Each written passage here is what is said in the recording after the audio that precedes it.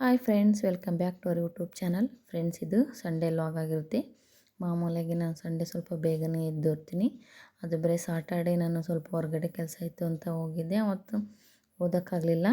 ಮತ್ತು ಸಂಡೇನೂ ಕೂಡ ಹಂಗೆ ಆಗ್ಬೋದು. ಮತ್ತೆಲ್ಲಾದ್ರೂ ನಾವು ಹೊರಗಡೆ ಹೋದರೆ ಅಥವಾ ನಾವು ಯಾರಾದರೂ ಗೆಸ್ಟ್ಗಳು ಬಂತು ಅಂದರೆ ಮನೇಲಿ ಸಂಡೇ ಇರುತ್ತಲ್ವ, ಇಲ್ಲ ನಾವು ಹೋಗೋದಿಲ್ಲ ಅವರು ಬರೋದಾದ್ರೂ ಇರುತ್ತೆ, ಆ ಥರ ಇಟ್ಕೊಂಡಿರ್ತೀವಿ. ಹಂಗಾಗಿ ಮತ್ತೆ ಓದೋಕ್ಕಾಗುತ್ತೆ ಹೆಂಗಂತ ಸ್ವಲ್ಪ ಬೇಗನೆ ಎದ್ದು 1 ಗಂಟೆ ಮುಂಚೆನೇ ಓದ್ತಾಯಿದ್ದೆ.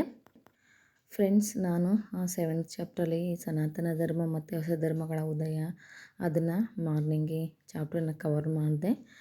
ಅದು ಸ್ವಲ್ಪ ಯಾಕಂದರೆ ಅಲ್ಲಿ ಇವ್ರ ಜನನಗಳು ಸ್ಥಳಗಳು ಎಲ್ಲ ಬರುತ್ತಲ್ಲ, ಸ್ವಲ್ಪ ಹುಷಾರಾಗಿ ಓದಬೇಕು, ಅದು ನೀಟಾಗಿ ನೆನಪಿಟ್ಕೊಂಡು ಓದಬೇಕು. ಸೊ ಹಂಗಾಗಿ ಮಾರ್ನಿಂಗ್ಗೆ ಇದ್ದರೆ ನೆನಪಿರುತ್ತೆ ಅಂತ.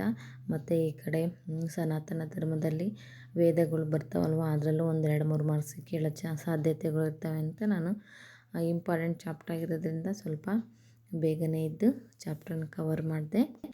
ಅದರ ಜೊತೆಗೆ ನಾನು ಎಲ್ಲ ಸಬ್ಜೆಕ್ಟ್ಗೂ ಸ್ವಲ್ಪ 1 ಗಂಟೆ ಓದಬೇಕು ಅಂದ್ಕೋತೀನಿ.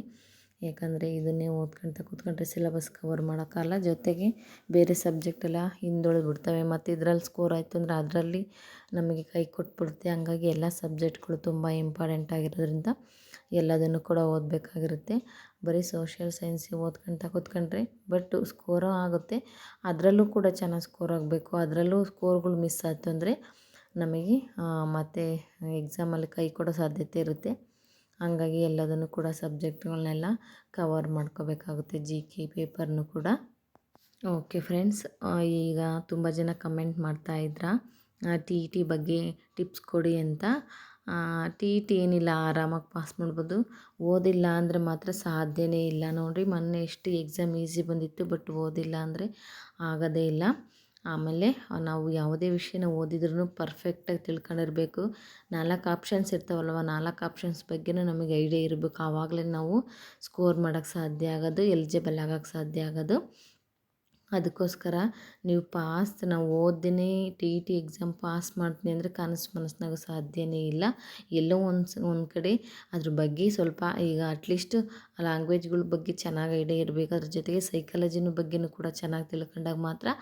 ಸೋಷಿಯಾಲಜಿ ಓದಿಲ್ಲ, ಆವಾಗಿನ ದಿನ ನೆನಪಿದೆ, ಮೆಥಡಾಲಜಿ ನನಗೆ ಚೆನ್ನಾಗಿದೆ ಅನ್ನೋ ಟೈಮಲ್ಲಿ ಮಾತ್ರ ಅದು ಕೈ ಹಿಡಿತೆ. ಹಂಗಾಗಿ ನಾನು ಹೇಳೋದೇನು, ಓದಬೇಕು. ಚೆನ್ನಾಗಿ ಓದಿದರೆ ಮಾತ್ರ ನಮಗೆ ಸ್ಕೋರ್ ಆಗೋಕ್ಕೆ ಸಾಧ್ಯ. ಇವಾಗ CETಗೆ ಮತ್ತು GPS ಟರ್ಗಳಿಗೆಲ್ಲ TET ಮಾರ್ಕ್ಸ್ನ ಕೌಂಟ್ ಮಾಡೋದ್ರಿಂದ ನಮಗೆ ಸ್ಕೋರ್ ಅನ್ನೋದು ತುಂಬ ಮುಖ್ಯ ಆಗುತ್ತೆ. ಬರೀ ಎಲಿಜಿಬಲ್ ಆದರೆ ಸಾಕಾಗಲ್ಲ, ಸ್ಕೋರ್ ಕೂಡ ಆಗಬೇಕು.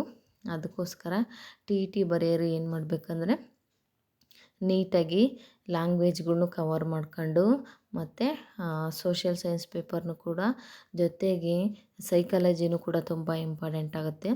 ಹೀಗಾಗಿ 4 ಸಬ್ಜೆಕ್ಟ್ ಇರೋದ್ರಿಂದ 4 ಸಬ್ಜೆಕ್ಟ್ಗಳ್ನು ಕೂಡ ಚೆನ್ನಾಗಿ ಓದ್ಕೋಬೇಕಾಗುತ್ತೆ. ಆ 4 ಸಬ್ಜೆಕ್ಟ್ಗಳು ಕೂಡ ಚೆನ್ನಾಗಿ ಐಡಿಯಾ ಇರಬೇಕಾಗುತ್ತೆ. ಹಂಗಾಗಿ ಇನ್ನು ಏಪ್ರಿಲ್ ಮೇ ಒಳಗೆ TET ಕರೀತಾರೆ ಅಂತ ಹೇಳ್ತಾ ಇದ್ದಾರೆ. ಸೊ ಇನ್ನೂ ಕಾಲ ಮಿಂಚಿಲ್ಲ. ಈ ಸಿಲೆಬಸ್ನೆಲ್ಲ ನೀಟಾಗಿ ಕವರ್ ಮಾಡ್ಕೊಳ್ಳಿ. ಮತ್ತು ಸೈಕಾಲಜಿನೂ ಕೂಡ ಚೆನ್ನಾಗಿ ಓದ್ಕೊಳ್ಳಿ. ಸೈಕಾಲಜಿನೂ ಬಿಟ್ವಿ ಅಂದರೆ ಅದರಲ್ಲೂ ಕೂಡ ಮಾರ್ಕ್ಸ್ಗಳು ಹೋಗ್ಬಿಡ್ತವೆ. ಜೊತೆಗೆ ಇನ್ನೊಂದು ಏನು ಗೊತ್ತಾ, ಇಂಗ್ಲೀಷು ಮತ್ತು ಕನ್ನಡ ಪ್ಯಾಸೇಜ್ ಇರುತ್ತಲ್ವ, ನಾವು ಆ ಪ್ಯಾಸೇಜ್ ಓದ್ಕೊಳ್ತಾನೆ ಟೈಮ್ ವೇಸ್ಟ್ ಮಾಡಿಬಿಡ್ತೀವಿ. ಸೊ ಹಂಗಾಗಿ ಸ್ವಲ್ಪ ಕ್ವೆಶ್ಚನ್ ಪೇಪರ್ ಬಿಡಿಸೋದನ್ನು ನಾವು ಕಲಿಯಬೇಕು. ನಾವು ಪ್ಯಾಸೇಜ್ ಓದ್ತಾ ಕ್ವೆಶ್ಚನ್ಗೆ ಆನ್ಸರ್ನ ಮಾಡ್ಕೊಳ್ತಾ ಹೋಗಬೇಕು. ಈ ಪ್ಯಾಸೇಜಲ್ಲೂ ಕೂಡ ತುಂಬ ಟೈಮ್ ತಿಂದುಬಿಡುತ್ತೆ. ಆವಾಗಲೇ ನಮಗೆ ಬೇರೆ ಕ್ವೆಶ್ಚನ್ಗಳು, ಬೇರೆ ಸಬ್ಜೆಕ್ಟ್ಗಳು ಕವರ್ ಮಾಡೋಕ್ಕಾಗಲ್ಲ ಎಕ್ಸಾಮ್ ಟೈಮಲ್ಲಿ. ಸೊ ಹಂಗಾಗಿ ನಾವು ಕ್ವೆಶ್ಚನ್ ಪೇಪರ್ ಬಿಡಿಸ್ಲೇಬೇಕು. ಕಂಪಲ್ಸರಿ ಒಂದು 7-8 ಕ್ವೆಶ್ಚನ್ ಪೇಪರ್ನ ಒಂದು TET ಎಕ್ಸಾಮ್ ಬರೆಯೋಕ್ಕೆ ಹೋಗ್ತಾ ಇದ್ದೀವಿ ಅಂದರೆ ಒಂದು 7-8 ಕ್ವೆಶ್ಚನ್ ಪೇಪರ್ನೇ ಬಿಡಿಸಿರಬೇಕು. ಆ ಎಲ್ಲ ಕ್ವೆಶ್ಚನ್ ಪೇಪರ್ನೂ ಕೂಡ ನಾವು ಬುಕ್ಸ್ ತೆಗೆದು ನೋಡ್ದೇ ಕರೆಕ್ಟಾಗಿ ಆನ್ಸರ್ ಮಾಡ್ತೀವಿ ಅನ್ನೋ ಕಾನ್ಫಿಡೆನ್ಸ್ ಬರಬೇಕು. ಅಷ್ಟು ನಾವು ಥರವಾಗಿ ಓದಿದಾಗ ನಮಗೆ TET ಚೆನ್ನಾಗಿ ಸ್ಕೋರ್ ಆಗುತ್ತೆ. ಸೊ ಹಂಗಾಗಿ ಚೆನ್ನಾಗಿ ಓದ್ಕೊಳ್ಳಿ, ಇನ್ನೂ ಟೈಮ್ ಇದೆ. ಮತ್ತು GPS ಟೇರು ಕಾಲ್ ಮಾಡೋದಕ್ಕಿಂತ ಮುಂಚೆ ಮತ್ತೆ ಒಂದು TET ಕರೀತಾರೆ ಅಂತ ಹೇಳ್ತಾ ಇದ್ದಾರೆ. ಊಹಾಪೋಹಗಳು, ನಮಗೂ ಪರ್ಫೆಕ್ಟಾಗಿ ಗೊತ್ತಿಲ್ಲ. ಯಾವಾಗಾದರೂ ಕಾಲ್ ಮಾಡಿರಿ, ಓದ್ಕೊಳಂತೆ ಓದ್ಕೋಬೇಕು. ನಾವು ಅವಾಗ ಕಾಲ್ ಮಾಡಿದಾಗ ಓದ್ಕೊಳ್ತೀವಿ, ಇವಾಗ ಕಾಲ್ ಮಾಡಿದಾಗ ಓದ್ಕೊಳ್ತೀವಿ ಅಂತ ಕೂತ್ಕೊಂಡೆ ನಾವು ಹಿಂದೆ ಈ ಥರ ನಾವು ಬ್ಯಾಕ್ ಆಗಿಬಿಡ್ತೀವಿ. ಹಂಗೇ ಈಗ ಎಲಿಜಿಬಲ್ ಆಗಲ್ಲ, ಹತ್ರಕ್ಕೆ ಬಂದು ಹೋಗೋದು ಈ ಥರ ಆಗುತ್ತೆ. ಸೊ ಹಂಗಾಗಿ ಕನ್ನಡ ಸಬ್ಜೆಕ್ಟ್ ಚೆನ್ನಾಗಿ ವ್ಯಾಕರಣ ಸ್ವಲ್ಪ ಚೆನ್ನಾಗಿ ನೋಡ್ಕೊಳ್ಳಿ, ಬೇಸಿಕ್ ಗ್ರಾಮರ್ನೇ ಚೆನ್ನಾಗಿ ನೋಡ್ಕೋಬೇಕು. ಅದ್ರ ಜೊತೆಗೆ ಇಂಗ್ಲೀಷ್ ಗ್ರಾಮರು ಕೂಡ ಬೇಸಿಕ್ನ ಸಿನೋನಿಮ್ಸ್, ಆಂಟೋನಿಮ್ಸು ಈ ಥರ ಮತ್ತು ಸಿಲೆಬಸ್ಗಳು ಆ ಥರ ಇರುತ್ತಲ್ಲ, ಅವನ್ನೆಲ್ಲ ಸ್ವಲ್ಪ ಬೇಸಿಕ್ಕಲ್ಲಿ ಒಂಚೂರು ತಿಳ್ಕೊಂಡು ನಾವು ಎಕ್ಸಾಮ್ ಬರೆಯೋಕ್ಕೆ ಹೋಗಲೇಬೇಕು. ಹಂಗಾಗಿ ಅದ್ರ ಜೊತೆಗೆ ಇನ್ನೊಂದು ಹೆಂಗೆ ಗೊತ್ತಾ, ಸೈಕಾಲಜಿನ ಟಿ ಇ ಟಿ ಓದ್ತಾ ಇರೋರು ಸೈಕಾಲಜಿನ ಒಂದು 2ರಿಂದ 3 ಬಾರಿ ಅಂತೂ ನೀವು ರಿವಿಸನ್ ಮಾಡ್ಕೊಳ್ಳಿ. ಹಂಗಾದ್ರೆ ಅದು ನೆನಪಿರೋದು. ಒಂದೇ ಸಲ ಓದಿದರೆ ತಲೆಗೆ ಹೋಗಲ್ಲ. ಮತ್ತು ಗ್ಯಾಪ್ ಆಗಿರೋರಂತೂ ಸೈಕಾಲಜಿ ಹತ್ರಕ್ಕೆ ಹೋಗ್ಬಿಟ್ರೆ ಹಿಂದಕ್ಕೆ ತಳ್ದಂಗೆ ಆಗುತ್ತೆ ಅದು. ಸೊ ಹಂಗಾಗಿ ಯಾರೂ ಕೂಡ ಗ್ಯಾಪ್ ಮಾಡ್ಕೊಳ್ದೆ ಯಾವಾಗಾದರೂ ಕಾಲ್ ಮಾಡಿ ಅಂತ ಒಂದು 3-4 ಸಲ ರಿವಿಸನ್ ಮಾಡ್ಕೊಳ್ಳಿ. ಆವಾಗ ನಮಗೆ ಟಿ ಇ ಟಿ ಚೆನ್ನಾಗಿ ಸ್ಕೋರ್ ಆಗುತ್ತೆ. ನಂದು ಸಬ್ಜೆಕ್ಟು ಅಷ್ಟು ಸಬ್ಜೆಕ್ಟಲ್ಲೂ ಚೆನ್ನಾಗಿ ಆಗಿತ್ತು. ಬಟ್ ಇನ್ನೂ ಹೈ ಸ್ಕೋರ್ ಆಗಬೇಕಿತ್ತು. ನಮಗೆ ಅಷ್ಟು ಅವಾಗ ಸ್ವಲ್ಪ ನೆಗ್ಲೆಕ್ಟ್ ಮಾಡ್ಕೊಂಡು ಪರ್ಫೆಕ್ಟಾಗಿ ಓದೋಕ್ಕಾಗಲಿಲ್ಲ. 1-2 ಸಲ ರಿವಿಸನ್ ಮಾಡಿದೆ. ಟೈಮು ಕೂಡ ಆವಾಗ ಶಾರ್ಟೇಜ್ ಬಂದುಬಿಡ್ತು. ಎಕ್ಸಾಮ್ ಹತ್ರ ಬಂದಾಗ ಓದೋಕೆ ಕೂತ್ಕೊಂಡ್ನ, ಸೊ ಆಗಲೇ ಇಲ್ಲ. ಅದಕ್ಕೋಸ್ಕರ ಯಾವುದಕ್ಕೂ ಕೂಡ ನೆಗ್ಲೆಕ್ಟ್ ಮಾಡದೆ ಟಿ ಇ ಟಿ ಬರೆಯೋರು ಚೆನ್ನಾಗಿ ಓದ್ಕೊಳ್ಳಿ. ಇನ್ನೂ ಮಸ್ತ್ ಅವಕಾಶಗಳಿದ್ದಾವೆ ಇವಾಗ. ಮತ್ತೆ ಪಿ ಎಚ್ ಡಿ ಏನಾದರೂ ಕಾಲ್ ಮಾಡಿದ್ರೆ, G P H D call ಮಾಡಿದ್ರೆ ಚೆನ್ನಾಗಿ ಅವಕಾಶಗಳಿದ್ದಾವೆ. ಓದ್ಕೊಂಡು ಅಂತೂ ಯಾವುದೂ ಪಾಸ್ ಮಾಡೋಕ್ಕಾಗಲ್ಲ ನನ್ನ ಪ್ರಕಾರ. ಸೊ ಹಂಗಾಗಿ ಈ ಥರ ಟಿ ಇ ಟಿ ಟಿಪ್ಸ್ ಕೇಳಿ ಅಂತ ಹೇಳಿದ್ರಲ್ವ, ಓದಿ ಚೆನ್ನಾಗಿ ಲೈನ್ ಟು ಲೈನ್ ಓದಿ, ಅಂಡರ್ಲೈನ್ ಮಾಡ್ಕೊಂಡು ಓದಿ ಆರಾಮಾಗಿ ಬರಿಬೋದು. ಟಿ ಇ ಟಿ ಏನು ಅಷ್ಟು ಟಫ್ ಅನ್ಸಲ್ಲ. ಯಾಕಂದರೆ ನಮಗೆ ಇಲ್ಲಿ ಮೆಂಟಲ್ ಎಬಿಲಿಟಿ ಇರಲ್ಲ, ಮ್ಯಾಥ್ಸ್ ಇರಲ್ಲ, ಕಂಪ್ಯೂಟರ್ ಇರಲ್ಲ, ಮತ್ತು ಜಿ ಕೆ ಏನೂ ಇರಲ್ಲ. ಬರೀ 4 ಸಬ್ಜೆಕ್ಟಲ್ಲಿ ಯಾಕೆ ಸ್ಕೋರ್ ಮಾಡ್ಬೋದು, ಅಬೌವ್ 100 ಮಾಡ್ಕೊಳ್ಳೇಬೋದು ಆರಾಮಾಗಿ. ಹಂಗಾಗಿ ಚೆನ್ನಾಗಿ ಓದಿರಿ, ಆರಾಮಾಗಿ ಆಗುತ್ತೆ. ಮತ್ತು ಯಾವಾಗ ಕಾಲ್ ಮಾಡ್ತಾರೆ ಅಂತ ಯಾವುದೂ ಕೂಡ ಸುಮ್ಮನೆ ಕೂತ್ಕೊಳ್ಳೋಕೆ ಹೋಗಬೇಡ್ರಿ. ಡೈಲಿ 1-2 ಗಂಟೆ, ಈಗ ಮಾರ್ನಿಂಗ್ ಎದ್ದು 1 ಗಂಟೆ ಓದಿರಿ, ಮತ್ತು ಮಧ್ಯಾಹ್ನ ಎಷ್ಟು ಸಾಧ್ಯ ಆಗುತ್ತೋ 2 ಗಂಟೆ, ಡೈಲಿ 3 ಗಂಟೆ ನೀವು ಟಿ ಇ ಟಿ ಎಕ್ಸಾಮಿಗೆ ಓದ್ತಾ ಹೋದರೆ ನೋಟಿಫಿಕೇಷನ್ ಬಿಟ್ಟಾಗ ಮತ್ತೆ ಇನ್ನೊಂದು ಸಲ ರಿವಿಸನ್ ಮಾಡ್ಬೋದು. ಈಗ ಕನ್ನಡ ಗ್ರಾಮರಿಗೆ ಒಂದು ಬುಕ್ ತಗೊಳ್ರಿ ಸಾಕು, ಒಂದೇ ಬುಕ್ಕು ಚೆನ್ನಾಗಿರೋದು ಒಂದು ಬುಕ್ ತಗೊಳ್ರಿ. ಅದ್ರ ಜೊತೆಗೆ ಮೆಥಡಾಲಜಿ ತುಂಬ ಇಂಪಾರ್ಟೆಂಟ್ ನೋಡಿರಿ. ಕನ್ನಡದಲ್ಲೂ ಕೇಳ್ತಾರೆ, ಇಂಗ್ಲೀಷಲ್ಲೂ ಕೇಳ್ತಾರೆ, ಸೋಷಿಯಾಲಜಿನೂ ಕೇಳ್ತಾರೆ. ಸೋಷಿಯಾಲಜಿ ಆರಾಮಾಗಿ 15 ಮಾರ್ಕ್ಸಿಗೆ ಏನೋ ಇದನ್ನು ಕೇಳ್ತಾರೆ ಮೆಥಡಾಲಜಿನ. ಸೋಷಿಯಾಲಜಿ ಚೆನ್ನಾಗಿ ಓದ್ಕೊಳ್ಳಿ, ಅದರಲ್ಲೂ ಕೂಡ ಚೆನ್ನಾಗಿ ಸ್ಕೋರ್ ಆಗುತ್ತೆ. ಮೆಥಡಾಲಜಿನ ಚೆನ್ನಾಗಿ ಕೈ ಹಿಡಿತೈತಿ ಸೋಷಿಯಾಲಜಿ. ಅದ್ರ ಜೊತೆಗೆ ಬುಕ್ಸನ್ನು ಓದ್ಕೊಳ್ರಿ. ಮತ್ತು ಪಾಲಿಟಿಕ್ಸು ಮತ್ತು ಅದರಲ್ಲಿ ಇಸ್ವಿಗಳೆಲ್ಲ ಕೇಳ್ತಾರಲ್ಲ, ಅವ್ನು ಚೆನ್ನಾಗಿ ಪರ್ಫೆಕ್ಟ್ ಆಗಬೇಕು. ಹಿಸ್ಟ್ರಿ ಸ್ವಲ್ಪ ಕೈ ಕೊಟ್ಬಿಡುತ್ತೆ, ಅದು ಕನ್ಫ್ಯೂಸ್ ಜಾಸ್ತಿ ಆಗುತ್ತೆ. ಹಂಗಾಗಿ ನಾವು ಇವು ಜಿಯೋಗ್ರಫಿ, ಪಾಲಿಟಿಕ್ಸು, ಸೋಷಿಯಾಲಜಿ ಅವನ್ನು ಕೂಡ ಯಾವುದೇ ಕಾರಣಕ್ಕೂ ಒಂದು ಚಾಪ್ಟ್ರನ್ನು ಕೂಡ ಮಿಸ್ ಮಾಡದೆ ಓದ್ಕೊಳ್ಳೇಬೇಕು.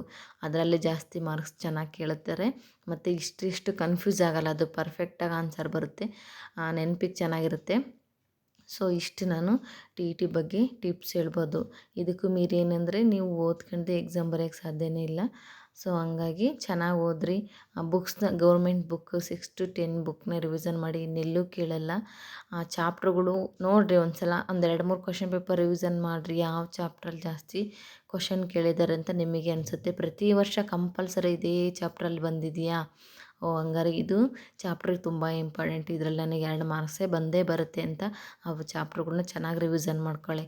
ಆವಾಗ ನಮಗೆ ಟಿ ಇ ಟಿ ಬಗ್ಗೆ ಫಿಯರ್ ಇರಲ್ಲ, ಚೆನ್ನಾಗಿ ಸ್ಕೋರ್ ಆಗುತ್ತೆ, ಚೆನ್ನಾಗಿ ಎಲಿಜಿಬಲ್ ಆಗುತ್ತೆ.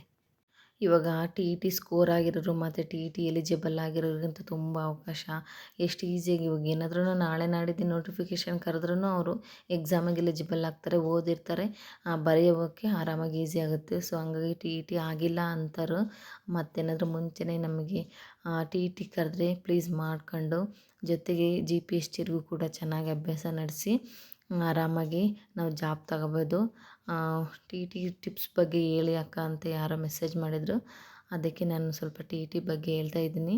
ಇದರಲ್ಲಿ ಏನು ಗೊತ್ತಾ, ಅದೇ ಹೇಳಿದ್ನಲ್ಲ, ಇಂಗ್ಲೀಷು ಸ್ವಲ್ಪ ಗ್ರಾಮರು ಮತ್ತು ಮೆಥಡಾಲಜಿ ನೋಡ್ಕೊಳ್ಳಿ. ಅದ್ರ ಜೊತೆಗೆ ಕ್ವಶನ್ ಪೇಪರ್ ಚೆನ್ನಾಗಿ ಬಿಡ್ಸೋದು ಕಲಿಬೇಕು. ಪ್ಯಾಸೇಜ್ಗಳ ನಮಗೆ ಟೈಮಿಂಗ್ಸ್ ಕಡಿಮೆ ಇರುತ್ತೆ. ಇಂಗ್ಲೀಷಲ್ಲಿ ತುಂಬ ಈಸಿ ಕ್ವಶನ್ನೇ ಕೇಳಿದ್ದಾರೆ, ಬಟ್ ನಮಗೆ ಅರ್ಥ ಮಾಡ್ಕೊಳ್ಳೋ ಅಷ್ಟು ಕೆಪಾಸಿಟಿ ಇರಲ್ಲ. ಮತ್ತು ಅದನ್ನು ಓದ್ತಾ ನಮಗೆ ಟೈಮಿಂಗ್ಸ್ ಅಲ್ಲೇ ಹೋಗ್ಬಿಡುತ್ತೆ.